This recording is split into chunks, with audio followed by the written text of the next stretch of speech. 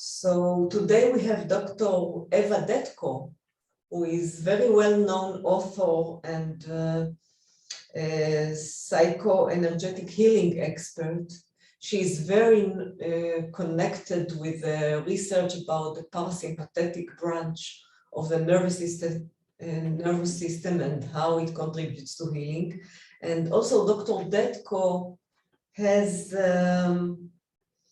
a book which is going to be published called Sovereign Health Solutions. And she's here also to tell us about her personal journey with healing. So good evening, Dr. Detko, Eva. And hello, thank you for having me. Yeah, Pleased to be here. Thank you so much for coming and sharing your insights. So how everything started for you, the journey of health issues? So pretty much the same way it starts for most people. I'm not even going to go into intergenerational trauma because we know that's definitely a factor in all of this. But just on this sort of 3D plane where we are right now, it actually started when my mother had a massive trauma when she was pregnant with me. That trauma was her sister dying of a vaccine injury. And my mother was quite young at the time because she was only 22 when she was pregnant with me. And this was a very long time ago. Please keep in mind that it was almost 50 years ago. And at that time, people didn't have really any support when it came to psychological or emotional struggles. It just didn't exist. We have a lot of phenomenal resources right now. I offer a lot of those resources from my book, from my programs, but back then, people didn't have that support. Yeah, they were just expected to get on with it, right? Exactly. Like, well, you have a, you're grieving or whatever. So she was going through this massive shock and grief. And what that did was that it affected the pregnancy adversely. I actually had a twin. That twin didn't make it. Basically, the baby died as a result of this enormous trauma and this emotional toxic shock that my mother was going through. Sure. So when I was born, I had necrosis of my fingernails and toenails. So I literally lost my toenails and fingernails where I was touching the other baby. The other baby was completely gone and decomposed, pretty much, So it was like contagious. You like caught the necrosis from her in the neck. Yeah. So my mother already was, she had a form of septicemia. I mean, it was basically the blood toxicity that she had, you could say, very akin to being septic when she was giving birth. So really, this was a very close call for her. She almost died giving birth. I was quite a poorly child. I didn't have very good help because of that. I was like physically compromised, but I also was emotionally compromised via my mother, via the hormonal influx that you get when you're in the womb and the mother is stressed. You will get the knock-on effect, the hormonal knock-on effect, and the safety is already compromised. Right. And the safety is compromised right at that point. Right. Because when you think about it, the mother doesn't feel safe, so therefore the baby doesn't feel safe. Sure. And that was it was a very interesting follow-up from there, because my grandmother, who lost her child, was very, very affectionate towards me. It's almost like I came into the world to heal her grief. And in a way, I had a lot of love and affection in those first few months of my life, which I always argued was a saving grace for me, because I think I would have ended up a lot worse and with a lot more even issues than I ended up with if it hadn't been for that kind of after the traumatic birth and traumatic pregnancy, there was just a lot of love surrounding me. But at the same time, there was also a lot of grief. So it was a very confusing child for any child with this kind of a lot of emotional ups and downs. That's very confusing for a little child. So that was kind of happening early on. I was a very shy child. I was very kind of like, I was a weakling, like a weakling. I was emotionally not very strong, and I was physically not very strong. I had a lot of problems in terms of like chest infections. That was like every month, every few weeks, I would be sick with something. Yeah. And then I had some kidney issues. I mean, I had all sorts of issues as a child. Honestly, I was like up and down at the doctors all the time. Wow. And then because I wasn't really that strong emotionally, and my nervous system at that was already compromised because of that early experience. When I went to school, I was a very easy target to pick on. Yes. And so I was actually bullied for many years at school. I was, tormented, I would say, like really tormented, because like I said, I was quite an easy target. Yes. For bullies. It's like in the evolution, yeah. Well, yeah, exactly. However, I am actually a survivor at heart. So even though I had all of those issues, and when I got into my teenage years, I was actually suicidal. I had, I just thought my life sucks so much that I don't even want to be alive. I had those thoughts. I did have those thoughts. Yes. But at the same time, I always had something in me that said there is more to life, and that you can have a better life and you can have better health, and you need to find it. You need to pursue it. You need to study it. You need to go after it. Whatever it is, you're going to find it and you're going to sort it out. So there was always that, somebody could say, this aura of protection, like something sitting on my shoulder going like, no, you can do this. You can find your way through this.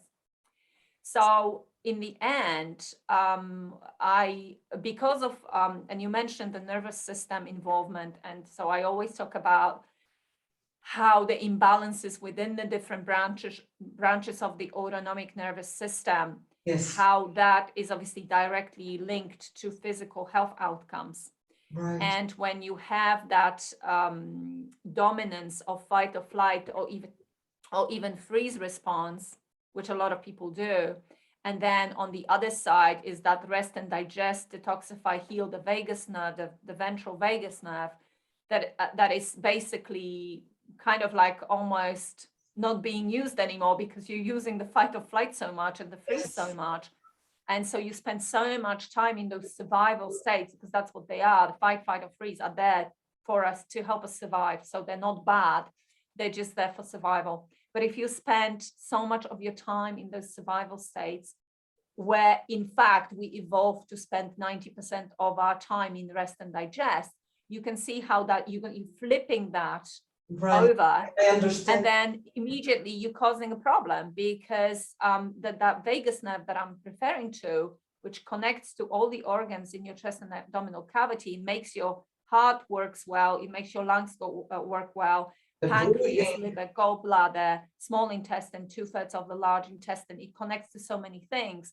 If that one nerve, which is the main part of your parasympathetic nervous system, if that doesn't work well, then nothing in the body will work well. It's as simple as that. It's a simple physiological relationship, right? So Eva, what were as a grown-up, what was the exact diagnosis that you had? As a child, I understood that you were born in very compromising environment, emotionally and physically, because of the pregnancy, which didn't go well. But what about as a grown-up, when you were in your 20s? What did you suffer of? Yeah, I obviously, when things start going wrong, when that dominoes start to fall in the body, it's not just one thing. So I ended up with ME, or people know it as chronic fatigue syndrome, fibromyalgia, and also thyroid issues, Hashimoto's. So it's like, it wasn't even one thing. It was quite a lot of different things. So Hashimoto is an autoimmune disease. According what you know, fibromyalgia, which is a mysterious syndrome, is it also autoimmune, or is it something? A lot of people agree that it is, because actually a lot of people in the field of integrative and functional medicine will actually argue that most chronic illness is autoimmune in nature. So to me, fibromyalgia definitely is an autoimmune condition from my point of view. Even things like chronic Lyme or chronic fatigue, you could say that as well. There will be some, autoimmune reactivity within the body. Did you also suffer of other issues like joint pains or connective tissue issues? I had rheumatoid issues as a child. So that was another thing. I was toing and throwing. When I said that I was at the doctor's a lot, I was actually treated by a rheumatologist as a child. Yeah. So I had joint pains as a child. That kind of eased off, but it got replaced by that overall body pain and body sensitivity. So, which is obviously what fibromyalgia is about. So you were a very sensitive human person, like highly sensitive. Were you sensitive to like the threshold was very low to any sense like noise or lightning or texture on the body of the, were you overly sensitive or highly sensitive as a child? At that time, when I was going through the worst of it, yeah, I was, yes, everything was sensitized. Everything was, the whole nervous system was just activated by anything and everything. And definitely, I remember when I had this, those overall body sensitivity, I remember I decided I was going to treat myself to a massage just to kind of help me relax. I couldn't tolerate the pain. I couldn't tolerate the person touching me at all. It was just like too uncomfortable, even though, it's just like trying to be really gentle. Not because, overall, I like my massages, just really kind of when they go deep into the tissues. Now I have that with no issues, and I've always liked that. I like that sort of body work. But when I was going through that period of illness, I could not even tolerate any touch on my body. It was very sensitive in that respect. So because you are already overwhelmed with the stimuli, and you're so vigilant, you don't have any more capacity to others. Yeah, it's every little drop makes the bucket overflow. Yeah, exactly. So I understand you very well what you are saying. How much time did all these symptoms and issues lasted? The Hashimoto, the joint pains, the chronic fatigue and the fibromyalgia bit was interesting, because when I am the kind of personality that I have is, when I decide to commit to something and achieve it, I'll just go for it. Okay, I don't hang around. I don't wait for other people to do it for me. I take charge and I do it. Okay, so that may be different, and some of the reason why a lot of people will go and be in those sort of conditions and states for many years.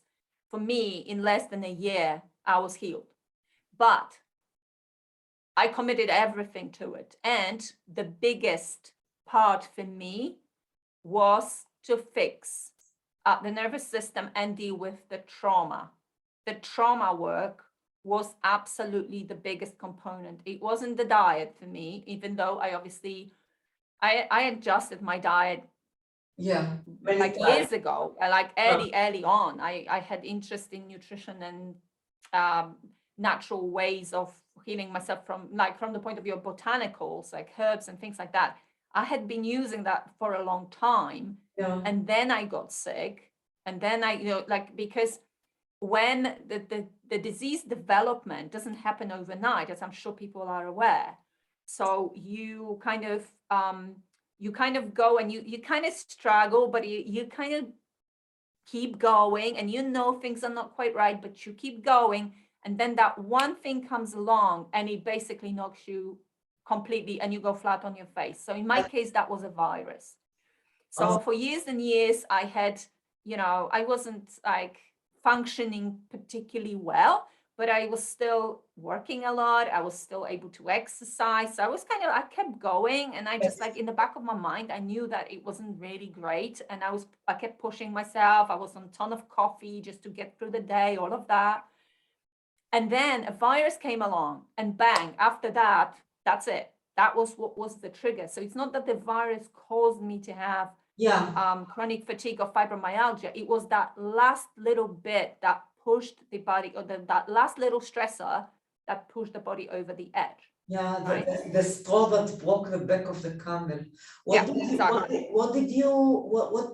How old were you when this virus came? I was in my early 20s. Yes, I think And which virus was it? Do you know? It was the flu virus. It was a flu virus. Yeah. So, but it was particularly bad. It hit me really, really hard.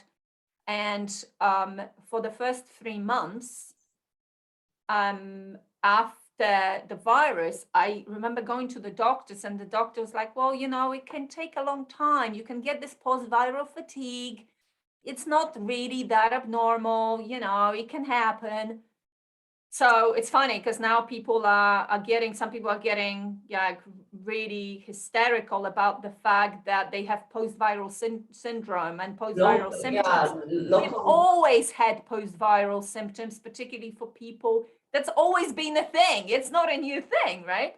Right. So back all those years ago, I was for 3 months, I was going to the doctors going, but I'm still not feeling better. I'm still not feeling better. I'm still not feeling better. And then eventually after 3 months, they're like, I think you've got chronic fatigue syndrome and fibro and whatever. Actually, they never said I had fibromyalgia, but now I know what I know. I definitely did have that. But I was officially diagnosed with chronic fatigue syndrome. So what was the turning point for you? You mentioned that within a year you did trauma. It was when they actually admitted that there was something that wasn't just post-viral fatigue. There was more to it, and I was like, okay, you guys don't know what you're doing. You clearly are just scrambling here. So I have to take matters into my own hands, and so I started approaching different natural medicine practitioners. I tried different modalities. I went to an acupuncturist, I went to a reflexologist, I went to a hypnotherapist, right? So in the end, managing, first of all, really getting on top of this nervous system response. My go-to response was fight or flight, all the time. Sure. And obviously when I fell sick, then I was more in the freeze response because I couldn't get out of bed. So when I got really sick, I literally couldn't get out of bed for more than 2 hours, and then I had to go back to bed. Right. So it was like freeze down, complete shutdown. The body's just completely shut down, not gonna do anything. Yes. This is the worst, I think, no? The freeze or And so really at that time, I obviously use so many different mind transforming modalities right now, because I then, after this experience, decided hey, this is really powerful stuff. I actually want to do this. I want to spread a word around, this whole situation. And then I want to help other people, because they're going to be like me. They're going to go to the doctors. The doctor's not really going to give them much support. And then they're going to struggle. And I knew at the time that with chronic fatigue and fibromyalgia, people would like literally spend like years and years and years trying to get over it. Yeah. But I was at that time before I got sick, I had got into competitive Latin and ballroom dancing, and it's almost like the disease, not disease, the illness took it away. You know, I felt like I was losing so much, right? And people will identify with that when you suddenly can't do what you enjoy or whatever. It hits you. It's a trauma. It's actually trauma in itself. It's a loss. Yeah, exactly.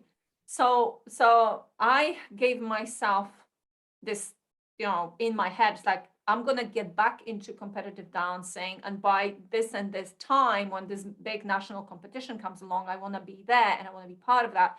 I was doing a lot of visualization, like future outcome projection, meditating on your future outcome and all the rest of it. And, you know, I'm in this field because I absolutely 100% live my life in this way now. We manifest, you know, with this, we create our own reality in each and every moment. This is not just a cliche. I absolutely believe it. I live by it. I proved it when, you know, it was time for me to actually, you know, step into it. I wouldn't have done it without getting my head in gear. Because at that time when I was sick, my head was all over the place. I had so many of those childhood traumas that were unresolved. I had all those fears, anxieties. Yeah, I mean, my head was just a ginormous battleground, you know, like, there's just, I wouldn't get a moment of peace. I understand you. No calm, no, right? No sensation of expansion and warmth. Yeah, feeling good. like literally living in constant fear and frustration because you're frustrated because your body is not doing what you want it to do, and you're fearful because you don't know where you're going, where's this going to end, all of that, you're losing all of those things. So it's a horrible place to be. And so how did you break the cycle? I did trauma work. And at that time, I used hypnotherapy and NLP, but by now I have methods that are even better than those. It was NLP and hypnotherapy. What about the somatic experiencing? I didn't do somatic experiencing. I didn't do at the time, but that's not to say it's not a valid tool, obviously, but that's not what I did. My question to you as an expert and as someone who has been through, so the methods like NLP, they are more like coaching. No, not necessarily, not really. Big part of NLP is hypnotherapy. That's how I got into hypnotherapy. Because it's a big part of it. It's not just a cognitive, NLP is not a cognitive tool. It actually goes deep into the psyche. And that's what you need to do. You need to rewire the psyche, and you need to rewire the nervous system. You need to heal the amygdala because the limbic system is essentially on fire. Right. And that needs to be calmed down. Do you always need somatic? It's like, can you not heal without somatic? I don't believe that. I don't believe that you cannot do this without somatic experiencing. I don't believe that. That's not my experience, and that's not the experience. Of course not. But do you believe that that someone has to resolve his trauma before going to even to quieten the amygdala, to Yes. Like doing activation of the vagus nerve and all kinds of techniques, will it not work if someone is not dealing with the trauma? Very good question. So no. So let me explain why I say that. Vagus nerve activation is very helpful because what we're talking about here is, for instance, if you do deep breathing, like deep, slow breathing, will act on the rest and digest, and it will immediately activate the rest and digest. So if you, for instance, feel anxious or agitated and you have those physical manifestations of whatever kind, and you, for instance, do 5 times you do 10 deep, slow breaths during the day, and you bring yourself back to rest and digest, and you bring yourself back to rest and digest, that's actually a really, really helpful strategy. It really is. I'm not saying it isn't. However, and I do talk a lot about the ventral vagus nerve. I did the whole summit on this, but I don't, I really want people not to be too obsessed with just the vagus nerve itself, because what I always talk about and teach about is about the balance between the branches. Right. So you've got your sympathetic, fight or flight, and then the parasympathetic is freeze response, and it's the rest and digest. So there's 2 different branches to the vagus nerve. So when I'm talking about stimulating the vagus nerve with deep slow breathing, I'm talking about the ventral vagus nerve, so the ventral vagus complex, that part of the nerve, and that's synonymous with the rest and digest response in the body. So now, if you just do that, yes, you will create some reconditioning within the rest and digest, and if you use it over and over and over and over, you make it stronger, you make it more responsive. That in itself is a very, very good thing. However, over the overall health, your physical and emotional health will depend how much time you're going to be spending in those different states.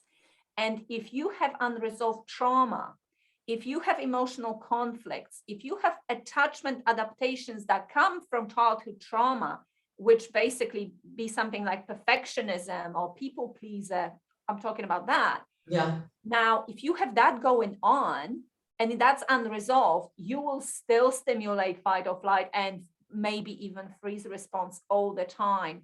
So now you have to push this all the time, like you have, it's a fight within yourself all the time. The trigger is there all the time. So that doesn't give you the peace we're talking about. That doesn't give you the peace, because even if you do deep breathing and you still understand nothing about your psyche, you understand nothing about your emotional triggers or the traumas or whatever, all you're doing is you may be getting on top of this anxiety that you may have, but then you're going to create more because you haven't dealt with the underlying cause of that anxiety, which of course will go right back to trauma and also early conditioning, because those are the 2 key things. And the third one is really intergenerational trauma. But that's like a big subject in itself. Now, so if we're talking about trauma, that's quite a big umbrella, because we're talking about big traumas, we're talking about repetitive traumas, we're talking about attachment trauma, and then we're talking about intergenerational and ancestral trauma. So a lot comes into the umbrella of trauma. But when we're just talking about childhood trauma, let's say somebody like me, I had birth trauma, and then at school, I actually had sexual abuse as well. And then I had all the bullying and all of that stuff, right? Now, if I never resolve that, I would have a lot of patterns, because what happens is once you have a trauma and you survive the trauma, what that does to your brain, it's coded within your neurology. So it's neurologically coded, and that encoding or encoded, and that encoding, what that does is every single time there's anything in your environment that even remotely reminds your brain of that original trauma, you're gonna get triggered, and you don't even sometimes, people don't recognize that they're just being triggered. They could be going about the day, and then suddenly they have this anxiety response. So suddenly they see a red car in the street and they have an anxiety response. They don't know why, but maybe they were in an accident and they were hit by a red car. And then the brain says, oh, red car, not safe. Bang, there is that. And so there is that response. So every single time we're talking about the trauma, we're talking about this conditioned response of the nervous system. And if you don't delink that neurologically, if you don't heal that at the neurological and brain level, you will always have those triggers. Yeah, you will because they are hidden. You're not even aware that they are there, and there is something going on always inside you. Can I Exactly. ask you about resolving the trauma in the way that you refer now? So you mentioned hypnotherapy and NLP.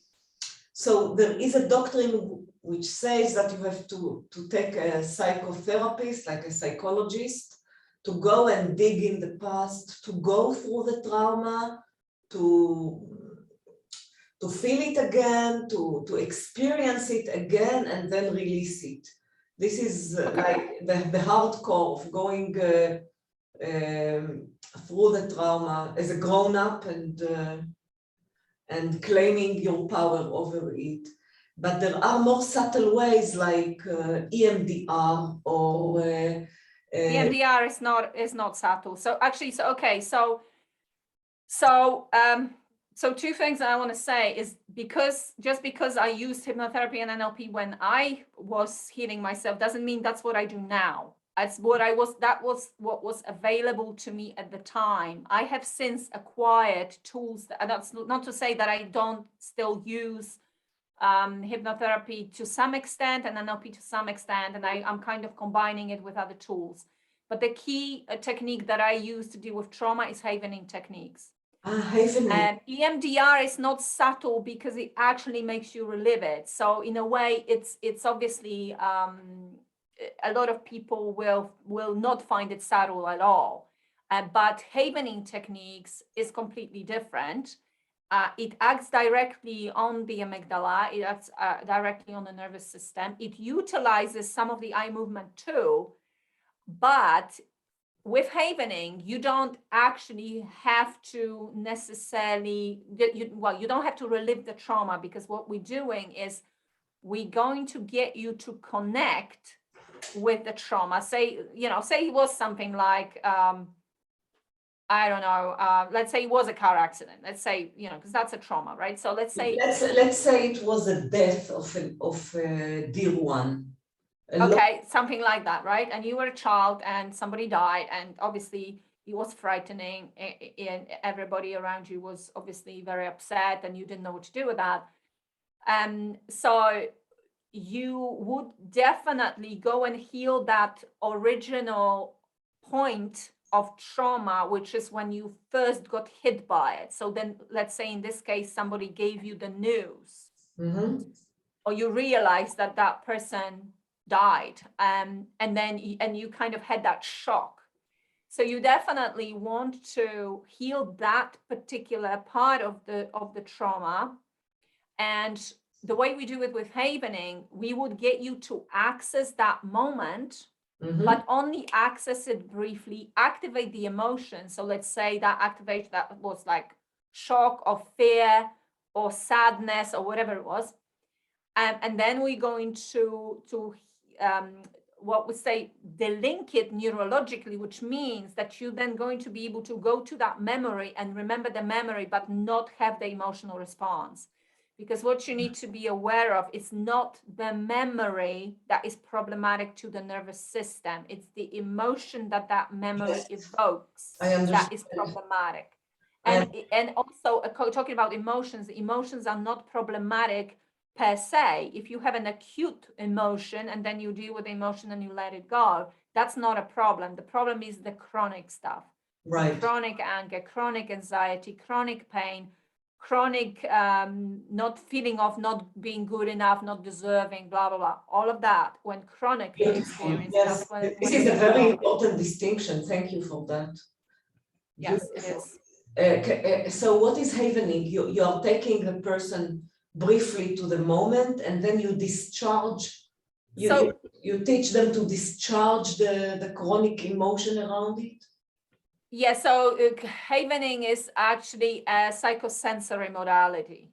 So we're talking about stimulating receptors on the skin in different places of the body. There's 3 sites that we use.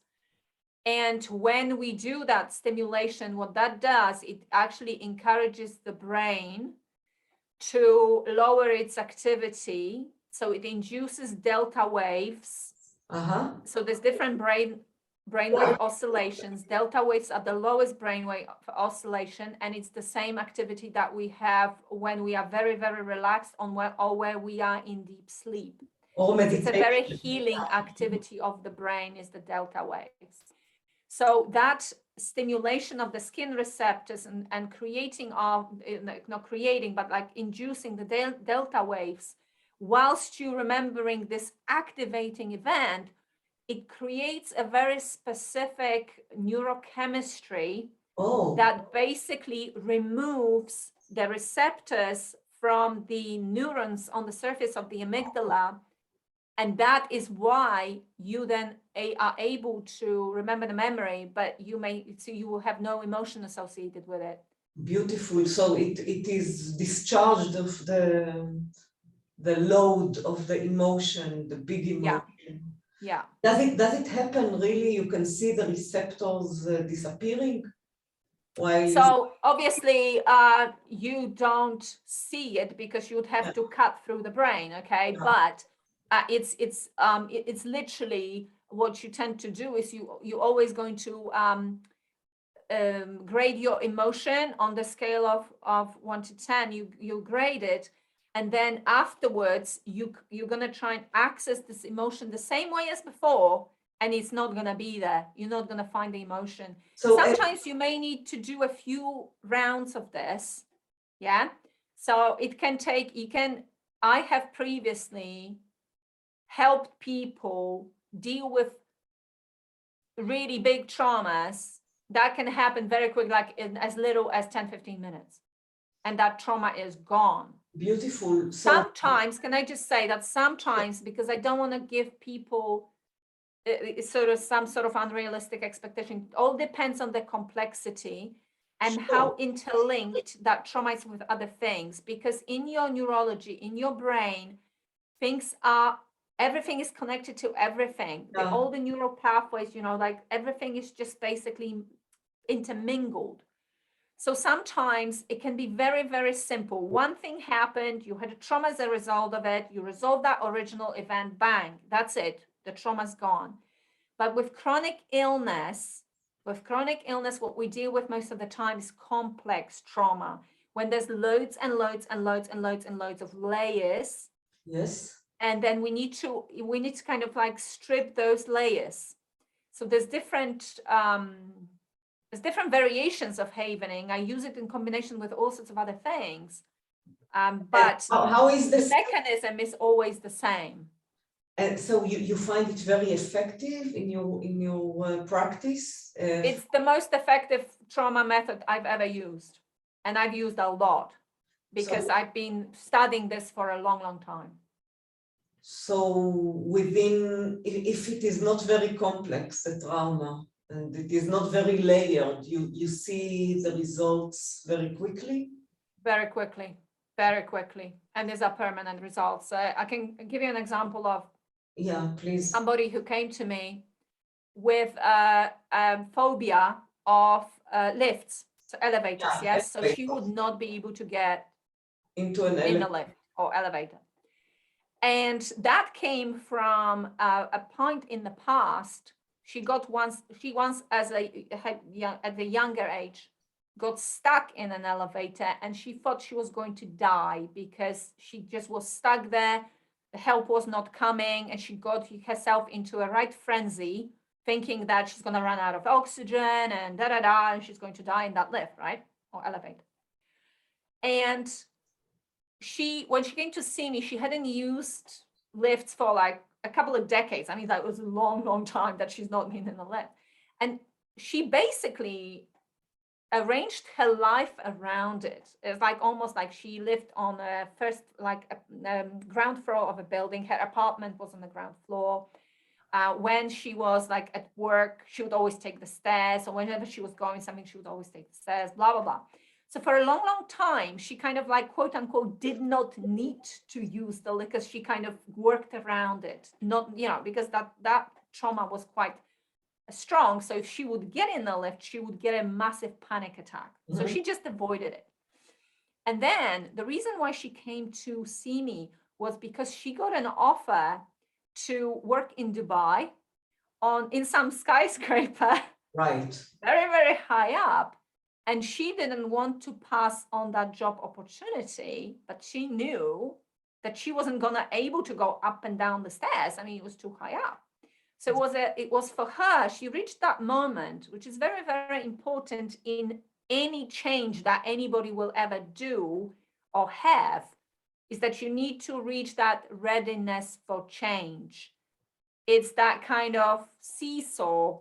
And you know, in order for you to be ready to do this work and be transformed, you need to be so fed up with it. You know, you need to have that readiness for change. That's why I never work. Sometimes the rock bottom. Yes, you do. That's why I never work with somebody because they come to me and say, oh, could you work with my daughter? Because she's got this problem. Like, no, because you think your daughter needs to work through this. Does your daughter think she needs to work through this? Because unless she does, it's not going to happen. It's just, it's a waste of time for everybody. But anyway, so this person now decided I need to get rid of this phobia. I worked with her for 15 minutes, literally. And then she brought the emotion right down. She would no longer be able to induce this state of anxiety or panic. So then I said, since we've got so much time left in our session, let's go down to the shopping mall, which was close by, like 5 minutes away in the car. And then you're going to get in the lift and you're going to prove to both of us that this absolutely worked. And now you haven't got this problem anymore. Wow. So that's what we did. We went to the shopping mall, and then for the rest of the session, she was riding in the elevator, up, down, up, down, up, down, up, down. Wow. Right?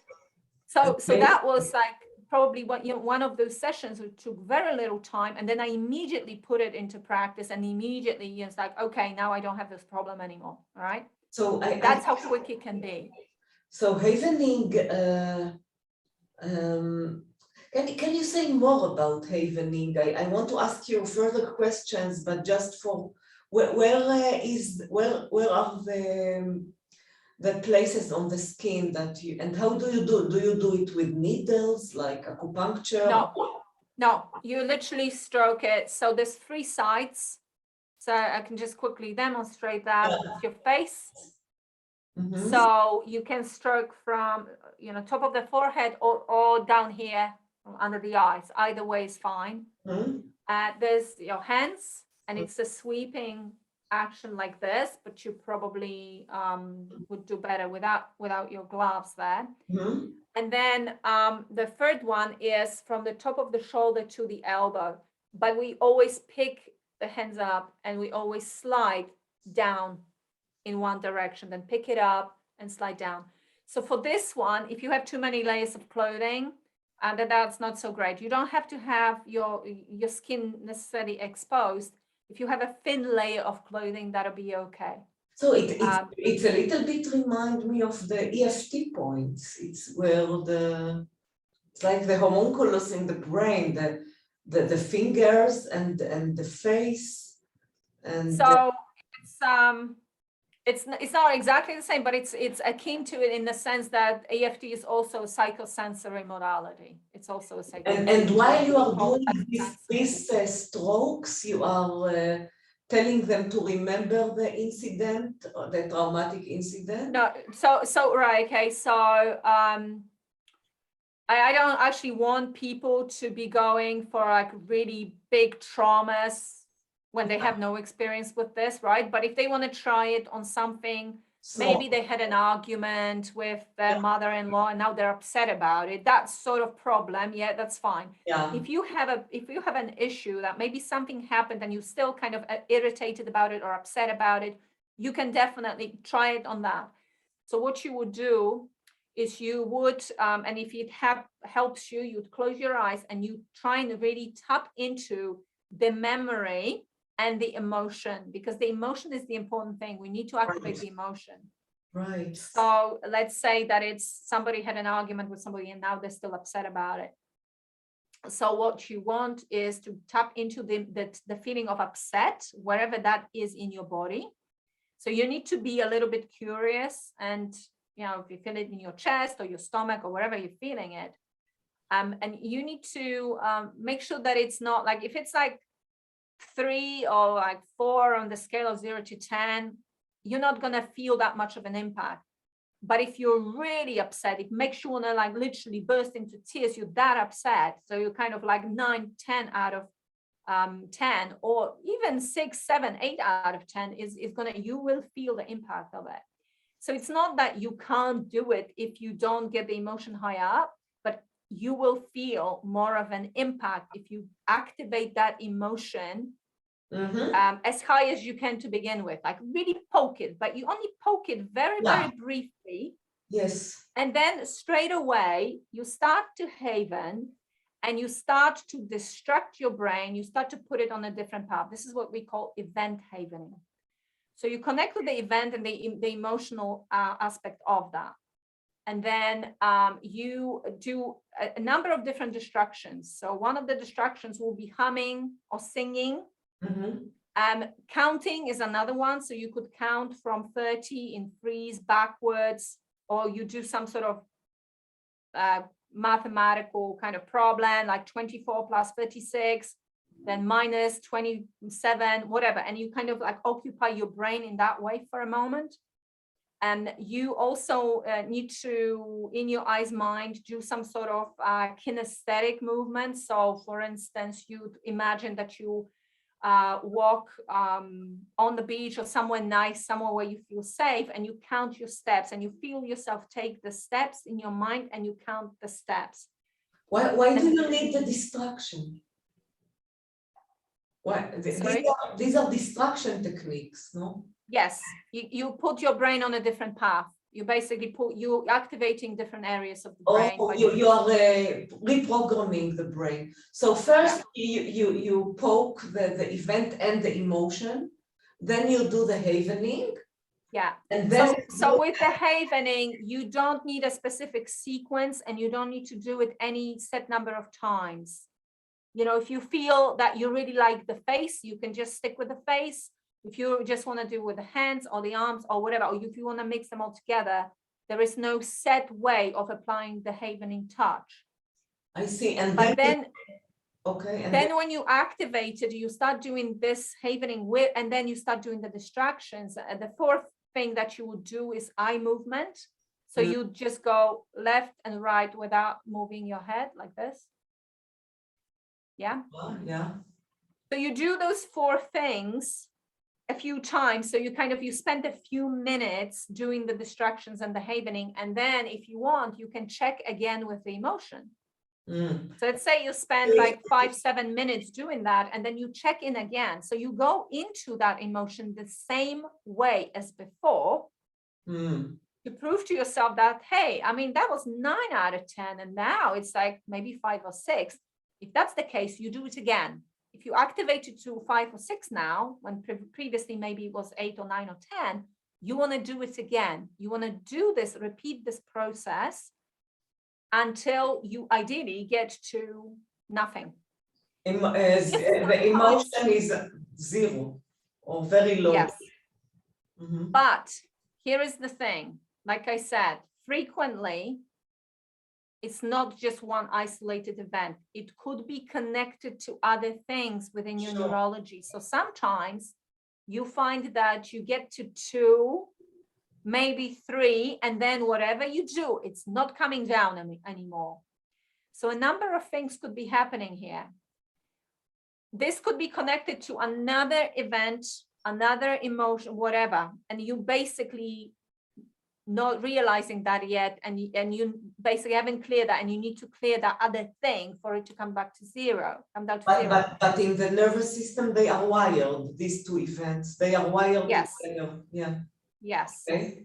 However, now that said, if you had an upset that was activating your nervous system and it was on a level like 9 or 10 on this out of 10, and now it's 2 or 3, that's obviously considerably better than where you were before.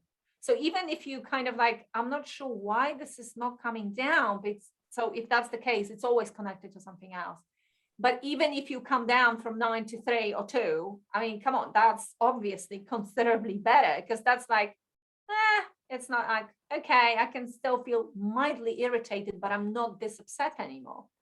So obviously that's a considerable improvement anyway. Yeah, this is amazing. And So if we summarize it, the first stage is poking into the event and the emotion. The second phase is the havening. Third one is the destruction. So you know the distractions you do at the same time as the havening. You do it at the same time. Whilst you're havening, you're doing the singing or humming. You can just hum your favorite song or your favorite, you know, whatever, nursery rhyme. And then do the counting, then do the walking, do the eye movement, go over it again, and then check. So while you do the havening, you do the distraction, and they could be anything that you choose. It doesn't have to be the humming plus the singing plus the. No, you want to do all of the distractions. You want to do all of the distractions because you want to stimulate the brain in all of those different ways. To involve more senses. Yes. I see. Very, very interesting. And what if the person feels much, much better in one session and on the next day he's still feeling the emotion? Well, then that means simply that you haven't got to the root cause of it. Because, so for instance, I'll give you an example. So you could be, for instance, you could be anxious about going to a party, okay? And you're having like thinking about this party and you're getting really a lot of anxiety and you're doing the havening and it brings it down and you're able to go to the party. But then the next party comes along and you feel the anxiety again. What that means is that you managed to bring it down in the moment and that still helped you have a good time at that party. But then next party comes along and hey, here it is again, which what that means is you haven't dealt with the root cause of that social anxiety. Right. And social anxiety is always connected to identity. It's always connected to self-worth. It's purely a fear of people judging, criticizing, or rejecting you. And that means you have a self-worth that is so low that you're making this assumption in your head that people will reject you or criticize you or judge you, okay? Because if you have really good self-worth, really high self-worth, and you really love yourself for who you are, you accept who you are, so there's this acceptance of who you are. If you have that, you don't give a crap whether people will judge you or criticize. It's not even a thing. It's not even a thing. So if you have that, it goes back to identity and self-worth, and that is much deeper. This is much deeper work, much deeper work. Like you have to dig back then and find. Because this is to do with attachment trauma. This is not to do with one thing that happened one time. No, this is to do with micro traumas that were happening over a long period of time. And they strengthen each trauma strengthened the pathway in the brain. So, so when are the delta waves created in the phase of the havening and destruction? Yeah, that's when you start to apply the havening touch. It's literally the stimulation of the receptors that changes that brainwave activity, shifts it. This is so fascinating.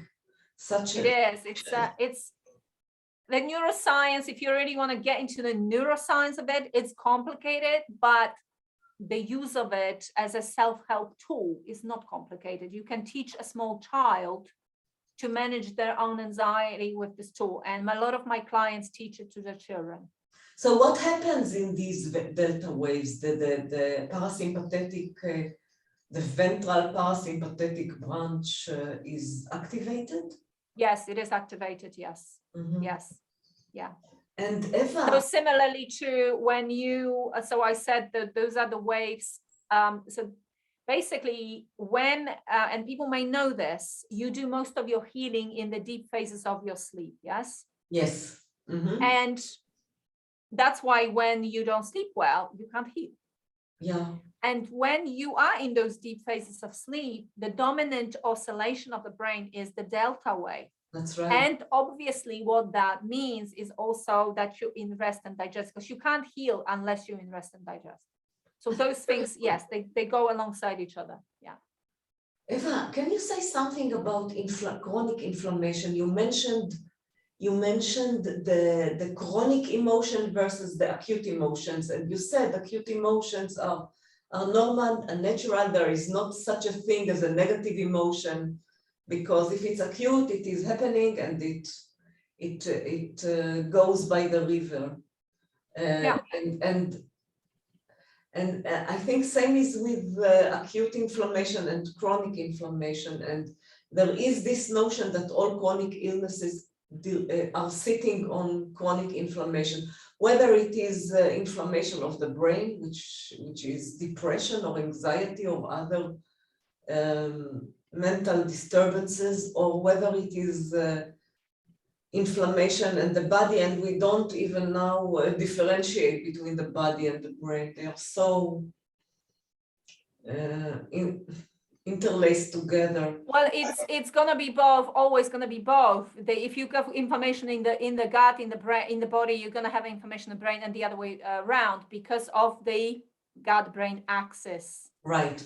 So can you say something about chronic inflammation? What is your take on it? How to resolve it? Okay. Because there are people who are living with, and I don't know if, did you, back then when you had the fibro and the ME and other issues, the juvenile arthritis that you had, the rheumatism that you had in the joints as a child, did you check back then the biomarkers of inflammation? No,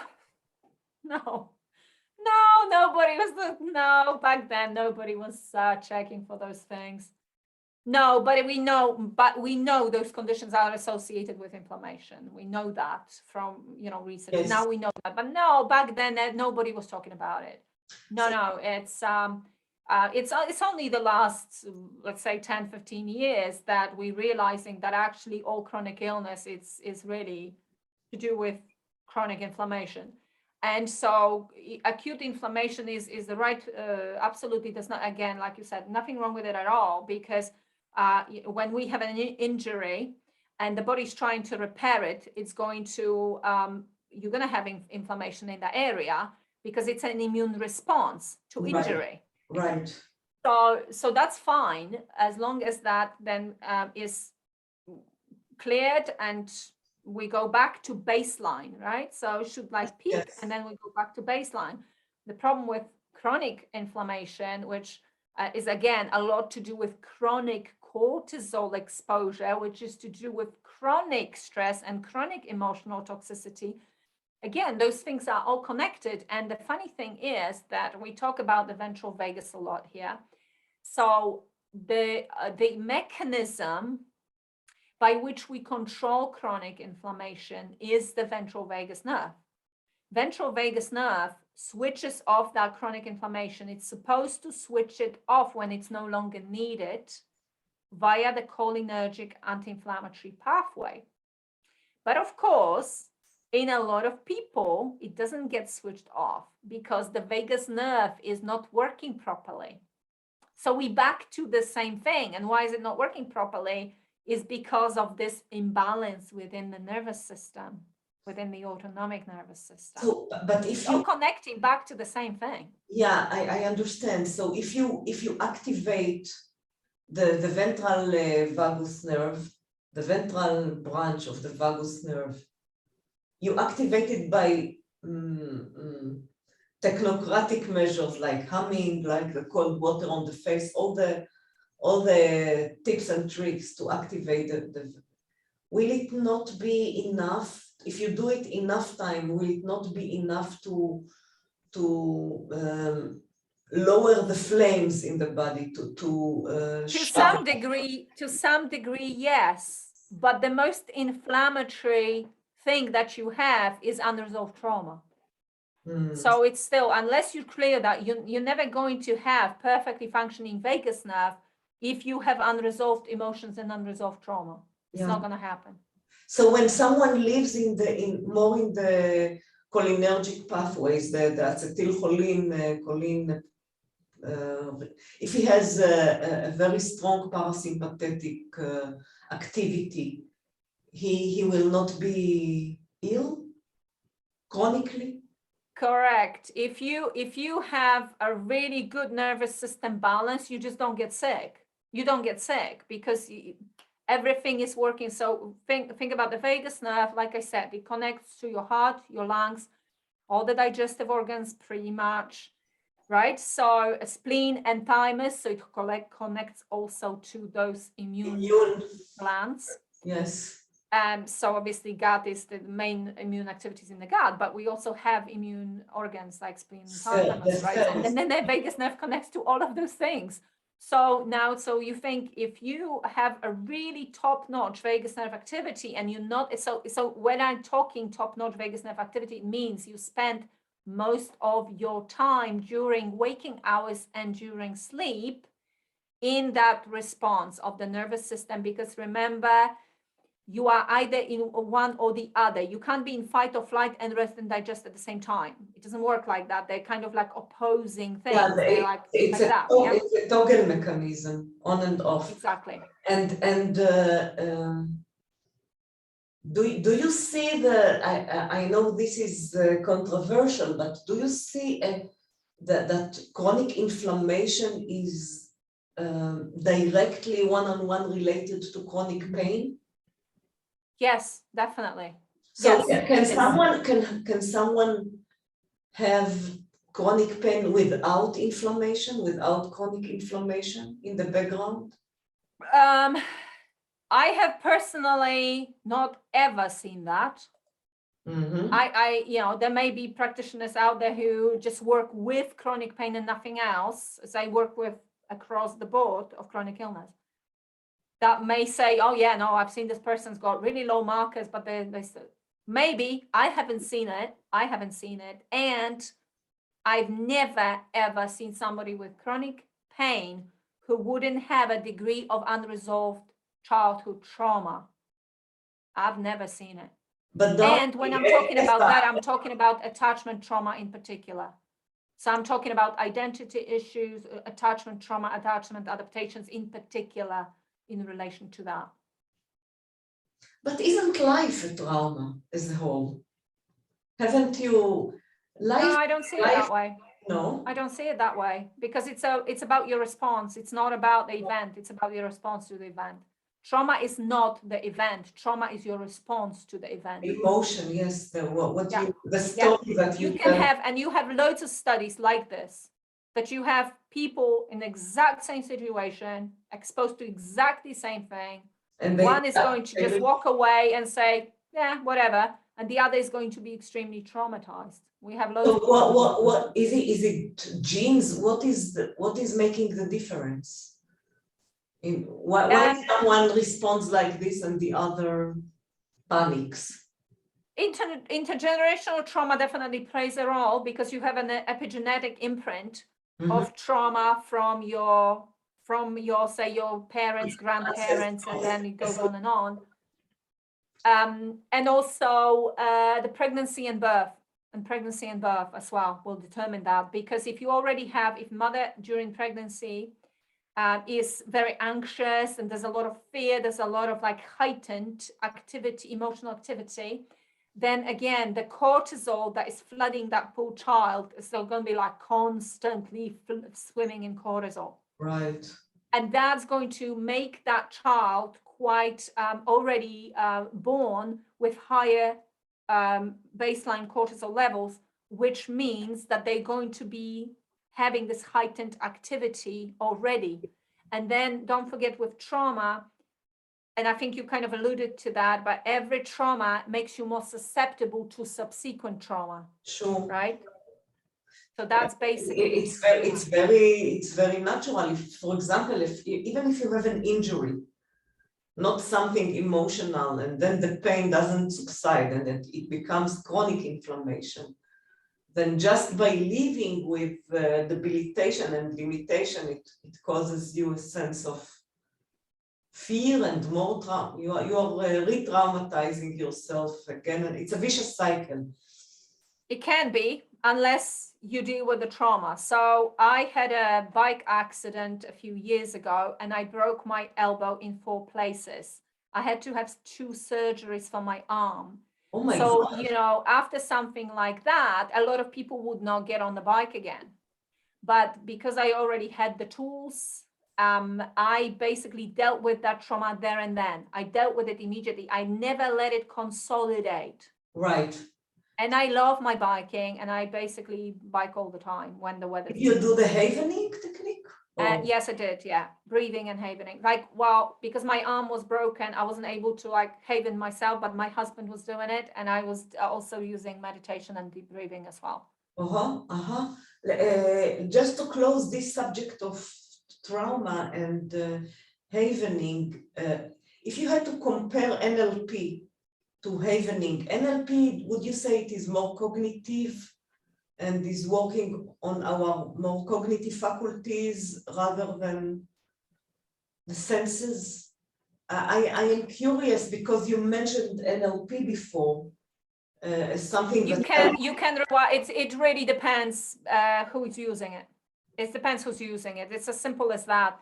There are people so skilled that I know people, I've learned from some people who used it in such a skilled way that they could like literally hypnotize somebody on the spot without them, well, not without them knowing, as in, you know, not hypnosis as in eyes closed and like sleepwalking, but being hypnotized with the eyes open and like literally doing hypnotic suggestions there and then, and the person will be transformed with that, you know, in a positive way, because it's therapeutic. Yeah, it's obviously somebody could use it in a bad way, but we're talking in a therapeutic way. And you would have those massive shifts very, very quickly. However, when somebody does a weekend NLP course and doesn't really get it, they're not going to be able to have that effect. So it really depends on who's using it. It has the potential to rewire. It has the potential, because like I said, I mean, it utilizes hypnotherapy, a lot of it. So a lot of the techniques. So, and it is really about rewiring the brain and the nervous system. But there are a lot of people who don't have a clue how to use it. They think they know, or they say they know, but they're not really. They're using techniques, like they're going through the motion of the technique, but they're not really fully understanding what they're trying to achieve and what's going on. So anybody can learn a technique, but that doesn't make them an effective therapist. Do you see what I mean? of course, so it very much depends. It's not about the method, it's about the teacher in anything, Yes. actually. So can I ask you something? Let's go back to your story. You decided to heal yourself within a year you were on, and I was. And did this healing was gradual, or was it instant? Very quick? Yeah, no, gradual. It was gradual. Yeah, it was gradual. I was feeling better and better and better and better. And the better I was feeling, the more I was encouraged to do the work that I was doing. And then it got me on this upward spiral. And you were doing basic NLP and hypnotherapy, and actually it is all the same. It is rewiring the brain. It is all the same, because I was doing meditations, I was doing breathing exercises. So it's like, it was collectively, it was a lot of things, because the visualizing of your own, your future outcome that you want to achieve is massively powerful, because it's your mind telling your body, get to the point where the mind essentially dictates what the body's going to do. The mind dictates the biology, not the other way around. So you are a doctor, and I talk to you, you are a very pragmatic, practical human being. You are not into the woo-woo stuff and the new age. You are talking science. So I am talking science, but that doesn't mean that I'm not spiritual, because I can tell you that if you're not a spiritual being, you will never achieve the levels of healing that spiritual people can achieve. And one thing that this is to do with safety.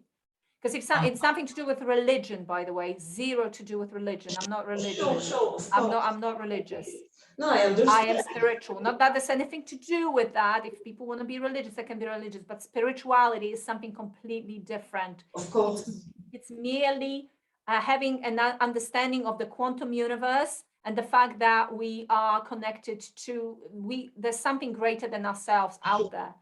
Now, your mind is a quantum mechanism, okay? So you cannot use, well, you can, mechanistically you can, but if you adopt this philosophy that your mind rules the body and not the other way around, and you can always override the body with the mind, which I absolutely subscribe to, Yes. then you understand that this is quantum healing, it's quantum Yes. science. Mm-hmm. But actually, it also gives you the understanding that you are connected to everything that there is. Of course. And there are different timelines, and you can put yourself on whatever timelines you want to put yourself. You in charge of that. But biologically, in the biochemistry of the body, what is happening? What is the biological mechanism, the physiological mechanism? What is happening when you put yourself in the future, and you attract the future and you dictate the body by your visions? What is happening there actually? So this is the whole science behind it, called Psychoneuroimmunology. Mm-hmm. So at that point, you're creating a neurochemistry that is conducive to the healing state of the body. You change the brain oscillations like we already were talking about. Yes. You activating your immune system to to be on guard and acting the way that it's supposed to act, and so on and so on. So the psychoneuroimmunology is it talks to you about, it's like a science that is 40-50 years old now. And there's a lot to it, but basically it makes this connection between the nervous system, the immune system, and the endocrine system. And because of this very kind of close relationship between those three systems, everything affects essentially everything else within that system. But you can most definitely, like fear will lower your immunity. There's a ton of research that shows that if you engage with fear porn on TV and you keep yourself in fear over some virus, you will lower your immunity. And then when that virus comes along, it's more likely to actually cause you problems. So and that's the science of psychoneuroimmunology. I agree with you that spirituality is huge here. And I agree that the difference between religion and spirituality is like the difference between law and justice. Between it's totally different things. Although. So can I say why I said what I said, that unless you're spiritual, you're always going to have a degree of emotional toxicity? Why do I say that? I'm even wrote about this in my book. Because when if you literally have that mindset of nothing else exists but this physical realm, yes, and when I die, everything ends, as that's a pretty depressing place to be, in my opinion. But anyway, so then what happens is everything that you think threatens your survival, or if you have a perception that something threatens your survival on this planet, in this realm, will put you in the state of fear. So whether it's financial, or maybe they're trying to enslave you, or mandate this or mandate that, and it becomes a threat immediately to your survival in this realm, it keeps you in the fear. It keeps you in the lower chakras. It keeps you in the fear and in the negative emotions.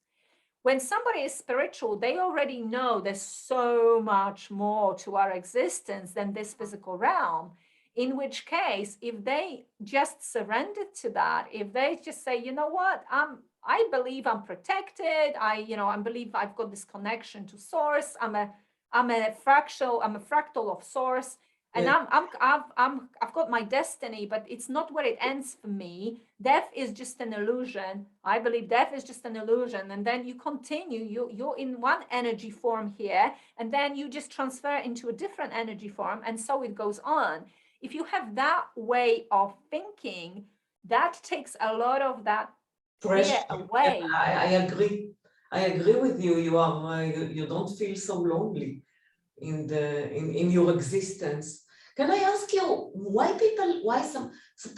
you remind me a lot the work of Dr. Joe Dispenza when he's talking about the quantum field and yeah, I do quote him. They definitely quote him in my work. Him and Bruce Lipton as well. Yeah, and so it's the philosophy. That's very much not philosophy. It's science. Yeah, and science, he backs it with science. They are, and I know people people, like authentic, original people that healed with this system of going to the quantum field, surrendering to it, as you say, etc., etc. But there are people who are doing the work and they are not healing. So, in your opinion and according to your experience, where goes the fine line between people who heal and people who linger in their healing and they don't see very significant results? Whether it is secondary gain, they haven't got to the root cause of why they have the illness in the first place. So often people will have, people will have secondary gain. There is a reason why they're ill, whatever that reason is. So there is always a reason. So unless you get to that, so people could be trying all the different modalities out there. So this is what I always talk about. A lot of people pollinate. They jump from one modality to the other. They try this for a bit, they try this for a bit, but they actually don't have a coherent structure or a coherent roadmap for their psychoenergetic healing. This is exactly what I'm trying to do with the book and with my programs, is actually the structure and the pathway and the roadmap, because that's what people are missing. The people are trying to, I've got people in my programs who literally have tried every single modality under the sun. Yeah. But they still have enough sense to go, I'm still missing something. Maybe you have the piece that I'm missing. But then when they do the program, they go, it wasn't even like one specific piece that I was missing. It was how all these pieces needed to come together and in what order they needed to come together. Do you see what I mean? And a lot of the time, that's the missing link. It's not necessarily well, there could be pieces of puzzle that people have missing, and that's often true. But sometimes, even when people have the pieces, they're kind of like, like you're trying to put the piece of puzzle together. It's like, that doesn't fit here. Like, what do I do with that? Yeah, the sequence and the how and the timing, you're right. It's a lot about the high, and I agree regarding that when people are chasing modalities because they are panicking. Yeah, I mean, no, and I am not absolutely not criticizing or judging that in the slightest. People will reach out for something that they believe that can help them because that is what's in front of them at a time. Like, wait, maybe that will help me. Of course they will do that. Everybody would do that. That's the right thing to do. But also having that awareness that just because you've tried different things and you're still not getting the results you want doesn't mean that you're doomed, doesn't mean that you still can't get the results you want. You just haven't found, either you haven't found all your pieces yet, or you haven't found the right way to put the pieces together. So I firmly believe in that, really. I agree with you. And regarding secondary gains, what can they do with it? Like, some people are aware that they have gains from their lingering issue, that they are now can be less responsive. It's a lot about awareness building. I mean, now they can be aware. I have this program, right, which is like a program that takes 6 to 12 months to complete, and it has 12 modules. And one of the modules, entire module, is dedicated to awareness building. And a lot of that is about really knowing yourself and really being aware of yourself. And I do have like different exercises that I give, but essentially it's about awareness building.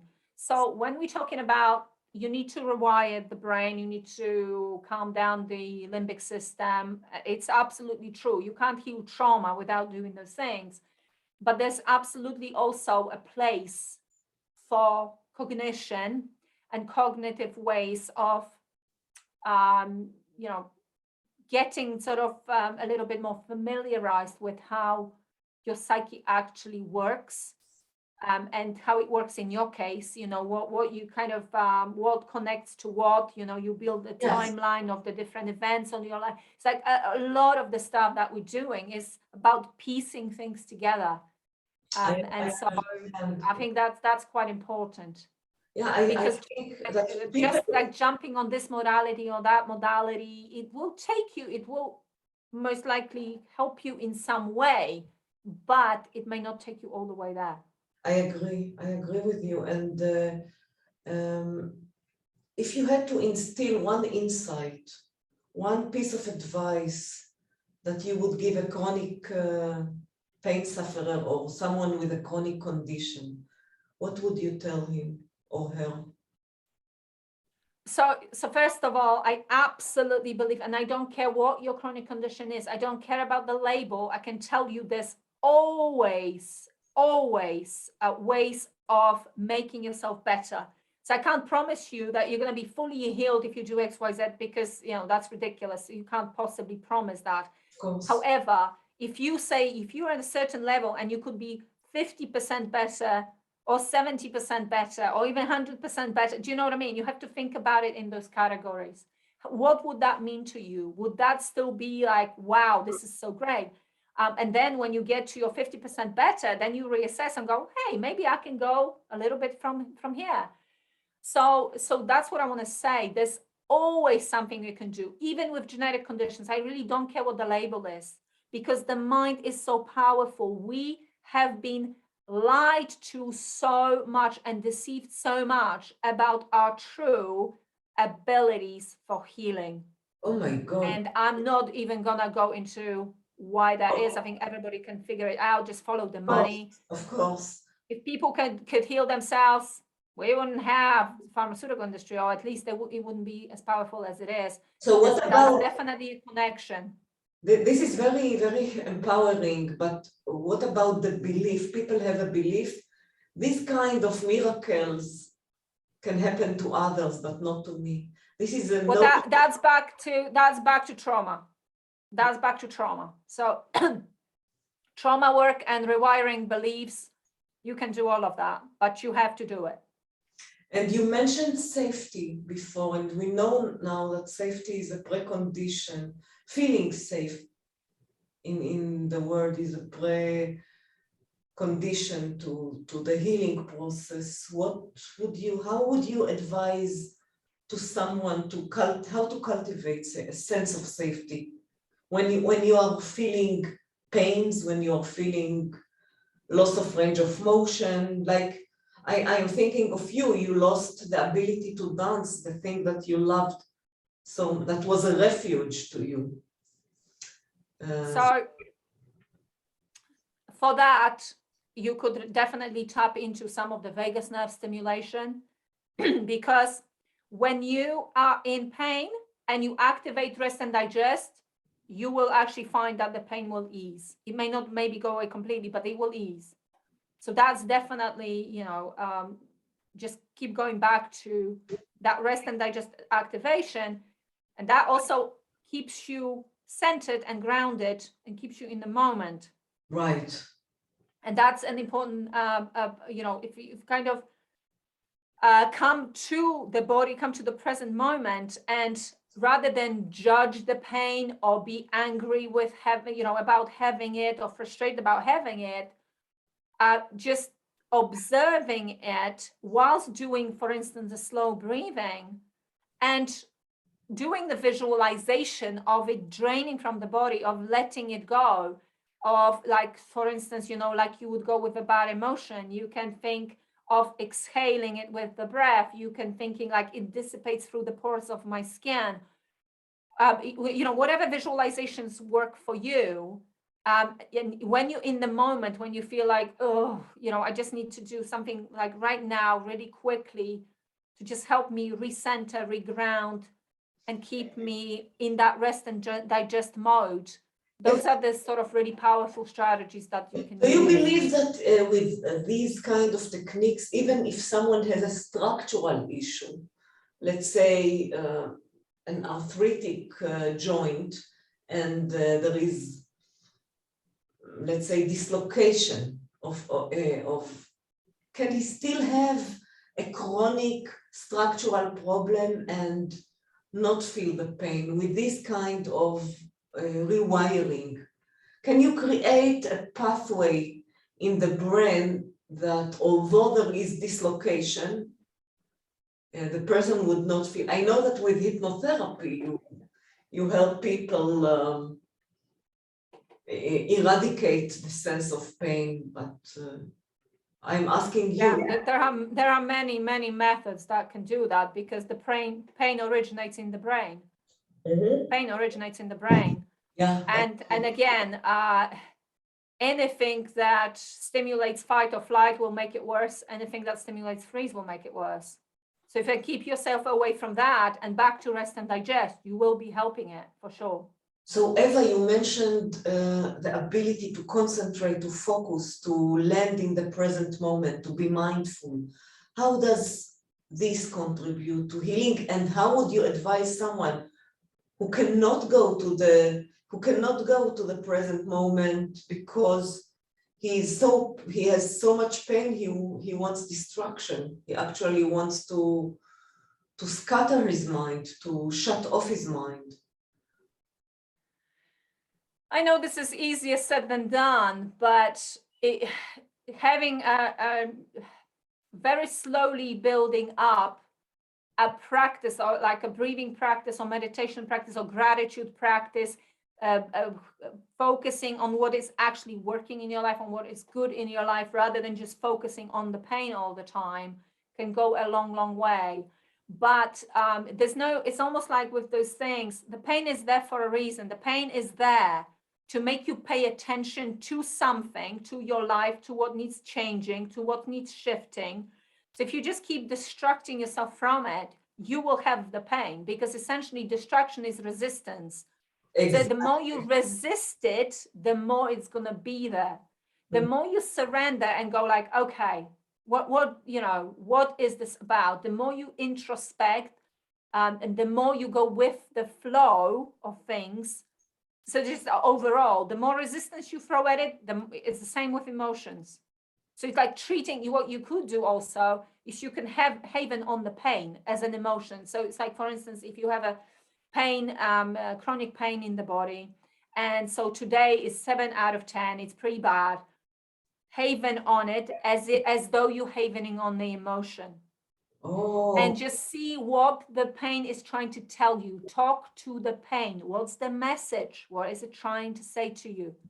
It's things like that. It's engaging, because the moment you start running away and distracting, it's only going to be louder. It's only going to be louder. That's the difficulty, right? So, and I'm not saying this is easy work. This is challenging work. But of course, you have to change yourself. You have to give up on part of your personality. Well, I would argue that the pain is asking you to change something in your life, for sure. It's there, it's trying to tell you something.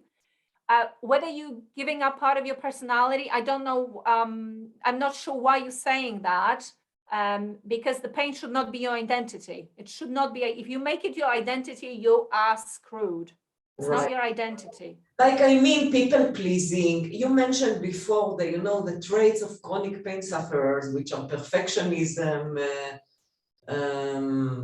people pleasing, being constantly vigilant, anticipating what might get wrong, being very responsible, all these kind of traits, personality traits that are very conducive to development of things like fibromyalgia and chronic pain in general, back pain, tendonitis, all kinds of issues that relate to chronic pain. So this is why I mentioned that you have to change parts of your personality traits. So I think you need to reframe more than anything, because if you keep saying to yourself, I am a perfectionist, you're making it part of your identity. And that's a bad idea, because there's nothing good about being a perfectionist. So there's something, yeah, I understand what you're saying, but you mentioned before and now you are also saying it in your words, that you are talking now about the power of language, the power of the words that we use. Can you say more about that? And I want to ask you, in relation to this, all these kind of positive affirmations that people are doing in the style of Louise Hay, I am strong, I am abundant, My middle name is health, etc., etc. My middle name is courage, I'm courageous, which I understand that using these words are creating, might be able to create a pathway and reprogram the brain, rewire the brain. But at the same time, if the person doesn't believe it really and is faking it, then isn't it actually resisting what is, resisting the, doesn't it contradict? I'm talking actually about toxic positivity. I know what you're talking about. So I know exactly what you're saying. So when I teach affirmations, first of all, I teach them with havening, because if you doing your affirmations whilst you havening at the same time, you're gonna accelerate this like sixfold at least. You know what I mean? It's like, that's what I'm noticing. It's gonna be so much faster. The consolidation of that affirmation neurologically is gonna be so much faster if you're havening. Because havening acts on the hippocampus, and that's to do with memory and stuff like that. So it definitely works that way. So that's tip number one. Number two, and so you would do exactly what we were discussing, like you would do the stroking of the face, arms and hands, but at the same time doing the affirmations. So to your point with affirmations, yes, I agree with you. A lot of people will do affirmations and they say to me, oh, I feel like fraud saying this. It doesn't feel right. Okay. That resonance with what you're saying is actually quite important. So what do? Rather than say, I deeply, whatever, when they do EFT tapping and they say, I deeply and unconditionally love and accept whatever, right? Myself, and they don't believe it. Yes, and they don't believe it. I hear that all the time. It's actually a very good question. So that is actually, it's quite easy to go around this. So what you need to do is you need to break it down to something that you can resonate with. Let's say we're working on self-worth. And let's say we want to get to the point where we deeply accept ourselves, unconditionally, deeply love and accept ourselves. That absolutely is like the pinnacle. That's where everybody wants to be. Mm-hmm. But most people are not able to say it with a straight face and not feel like frauds at this time, right? Yeah. So you want to grade it. Basically, it's about gradation. So what would be acceptable to you at this time? Would you say, I have some positive qualities? If you say to yourself, look at yourself in the face in the mirror, because I always ask people to do this when looking at themselves in the mirror. And so can you say, I have some positive qualities, and feel like, okay, that's kind of true. That's okay, right? I have some positive qualities. Yeah. So then you say that. So you do that and you stay with that affirmation and you haven on this affirmation for, let's say, a week or until it feels like, yeah, I totally believe that. And then you take it a step further and you say, I'm a good person. Yeah, I think I can say that. That's okay. I can say that. I'm a good person. And then you kind of build it up. This obviously is different for everybody, and everybody will put it in their own words, which I always encourage. I give people a lot of examples of affirmations all the time, but I still encourage them to change the affirmations to what works for them, so they actually resonate with what they're saying. That resonance is important. Energetically, this needs to work. So it will sound genuine to them. Yep. Yeah. So you need to choose you need to kind of like go, like, let's go back a little bit. Like this kind of love and acceptance, it's over here. I'm over here. I need to get there in small steps. Yes. So you kind of break it down. Beautiful. And that works really, really well. So that's a super tip for affirmations. And it works really well when you do it with havening. I love it. I love this stuff. It sounds genuine and authentic when you look for micro traits that you love about yourself, and that you secretly tell yourself that you know about yourself. Then it makes sense to the person, and then you can build on it.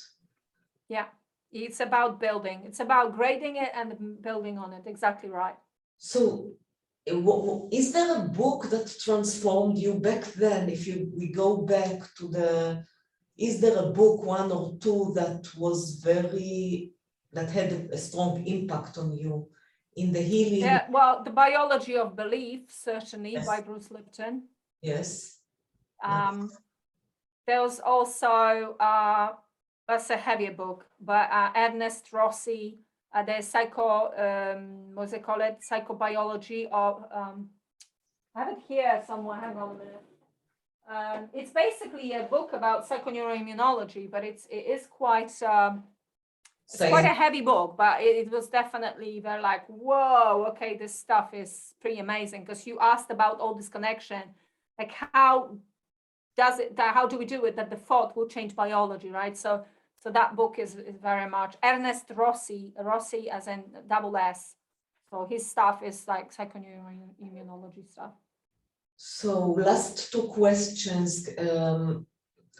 Regarding meditations, many people find that meditations are healing to them, and at the beginning they feel resistance to sit and really be mindful, but with time they start to like this and even look for it. What was happening for you in meditation? How do you perceive meditation as a vehicle to healing? It's super powerful, but there's a couple of things. First of all, most people, when they're chronically sick, are not really, and they have no previous experience of meditation. If you tell them, oh, you're going to get better, just meditate, that's the stupidest thing to say to somebody, because they're going to have a really hard time. They're going to get really frustrated. And if you're sitting and trying to meditate and then you get frustrated, then you activate fight or flight. So essentially you're making it worse. So it's very, very difficult, and not many people can sit there and like not have the ego, the mind coming in. Okay, that's very, very difficult. So don't have that expectation, because you would have to train yourself in meditation for a long time to be able to just completely stay 100% present and not have the ego come in.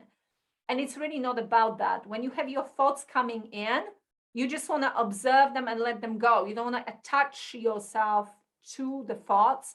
Just let them pass. Just notice them and let them pass.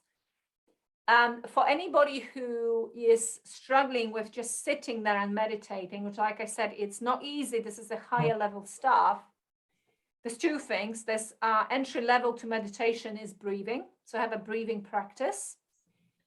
Just when you just focus on the breath, it could be alternate nostril breathing or square breathing or whatever other breathing, and you're just doing that. And you just focus on the breath, you focus on the count, you focus on the inhales, exhales, whatever. You can use visualizations with that. So that is a form of meditation, but that's easier for people to do because they have something to focus on. And then you can progress it, and obviously you can use guided meditations, because again, if you use guided, then you have something to focus on, so your mind doesn't kind of run away to what am I going to have for dinner or whatever. Like yoga nidra, like somatic tracking. Yeah. Or like the body scanning, that sort of thing. The body scanning. And I see. And how it is related to healing, in your opinion? Well, it's the same thing. It changes the brainwave activity to be more conducive to healing. So it alters the neurochemistry of the body. Oh, I see. Yeah. I see. And I want to ask you about your program, to tell us a little bit about the services that you offer. But before that, if there is someone who is listening to you and he has all the time in the world and he is dedicating his current life to healing, what would you tell him how to lead? Can you give him like a recipe from the morning when he wakes up till the time he puts his head on the pillow? How would you advise him to spend his time in the parasympathetic branch of the nervous system during the day? I don't like to give a prescription like that, only because we are all different. So just because I like to start a day in a certain way does not mean, it's like if I say to somebody, do Wim Hof breathing when you first wake up, then I'll be like, I don't really resonate with that, but I may resonate with doing something like, I don't know, 15 minutes of yoga. You know what I mean? So it needs to be, this needs to be a practice, and it can only be a practice if people respond to it and resonate with it. If I give you a set, rigid prescription, you'll be like, I kind of like this bit, but I don't like this bit. And the more you don't like what I'm giving you, because you maybe want to do something differently, then the more it's going to be difficult for you to stick to it and make it a practice. Yes. So instead, I'd like to advise that you sort of like pick a bunch of like small little things that you can do to bring you to rest digest. So for instance, it could be like doing 10 slow breaths. Like you can set yourself like your phone for like remind you to do that like every hour or every couple of hours. You could, it's very powerful to do like a few minutes of Qigong or yoga first thing in the morning, for instance. That's very powerful because that's been even shown in studies as a massively positive impact on chronic inflammation, pain, stuff like that. Even like 12, I think they did it like with 12 minutes of yoga or something. And they already were showing. So it's not a very long time. So you can do some restorative stuff. Nothing to do with fancy postures. I'm talking about restorative exercises. Yeah, even spontaneous movement is. Or even spontaneous movement. Maybe you want to drum. Maybe you want to hum. Maybe you like singing.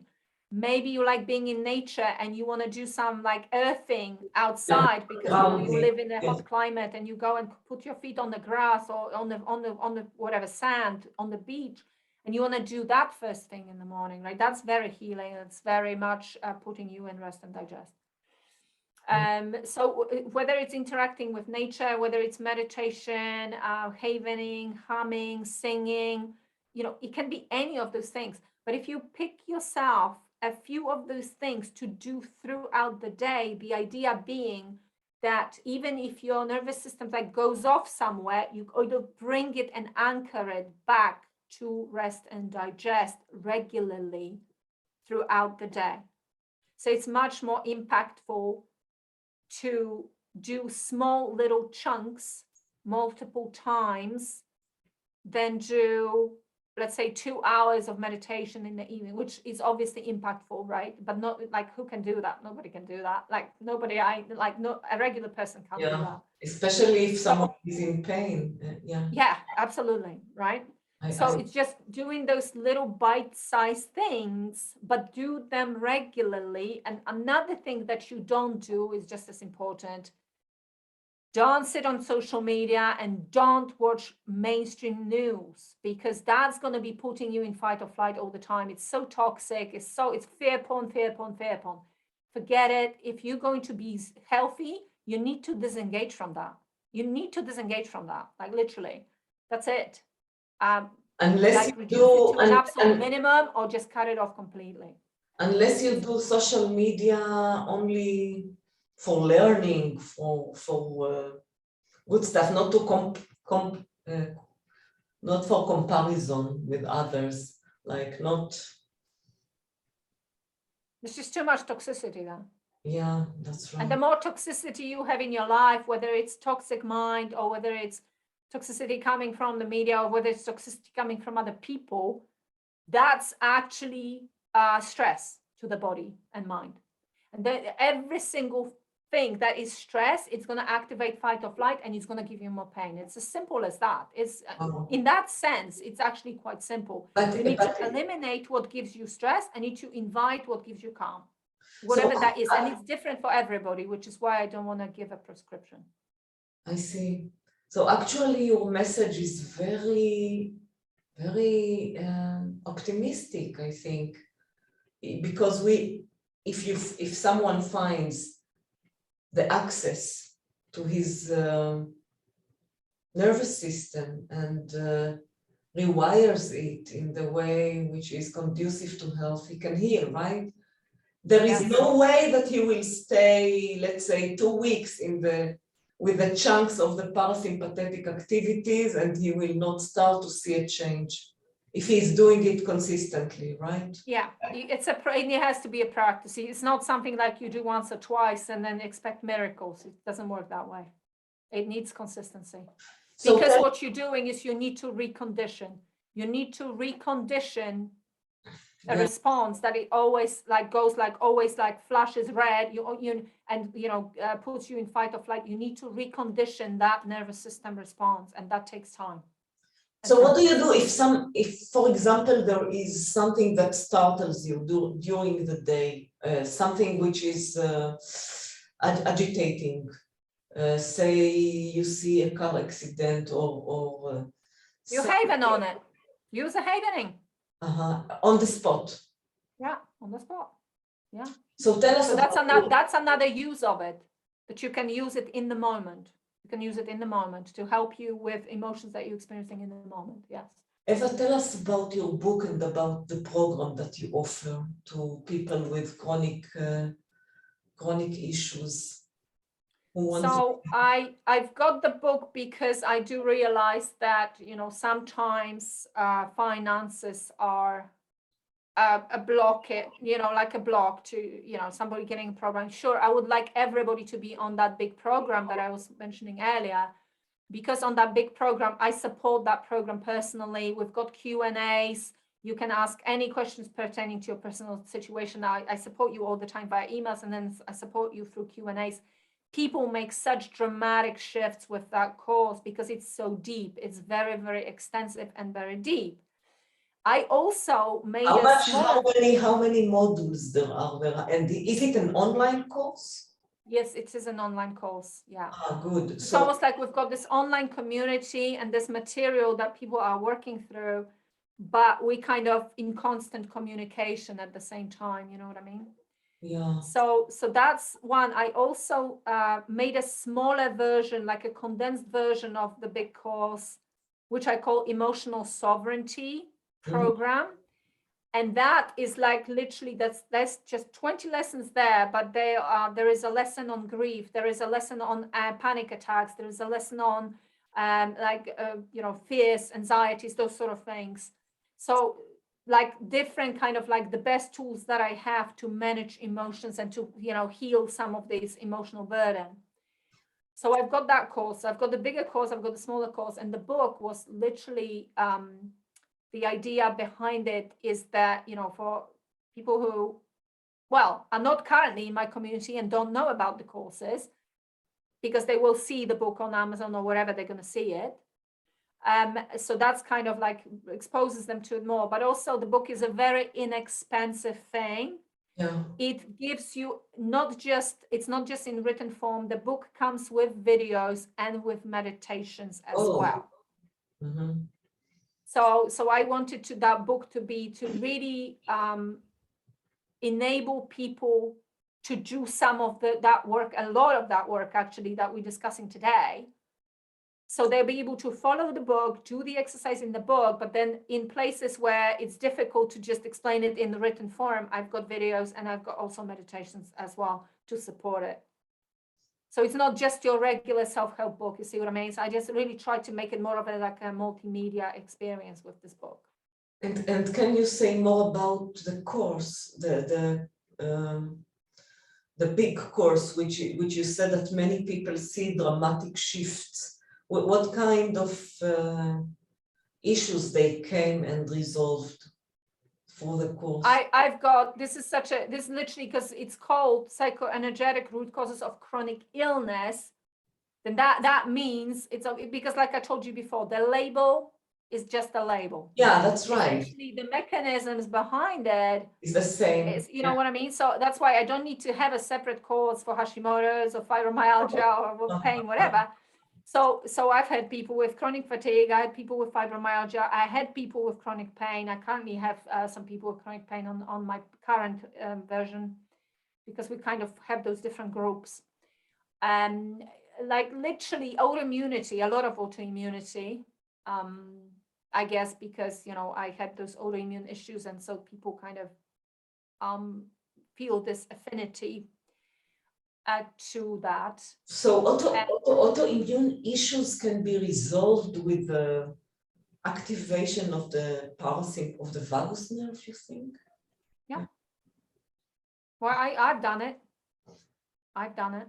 And what if with the Hashimoto, but what if the person has already have deformities like damages? Well, this is what we were talking about earlier. Sometimes, so you have the energetic component, you've got your biofield, you've got your nervous system that is like an interface to your energy field. And then you've got your biochemistry. Biochemistry is the last thing to go wrong. Okay. However, once it has gone wrong, and there are issues like, for instance, this organ loss of function in the organ to a great degree, then you may not be able to get that back, but at least you may be able to stop the progression of it going forward. Do you see what I mean? So that's why I said before, I can't promise you that suddenly, like miraculously, you're going to have like new body. Yeah, like I'm thinking about scarring of a tissue, like scars in internal organs that do not function anymore, say cirrhosis, people with scarring of the liver. I mean, there are also other modalities and other things that you can do to support it. Once you have organ, that's the thing. It's like everything in the body is the same system. So just because we're talking about psychoenergetic stuff here doesn't mean that you go to McDonald's and then you know what I mean? You still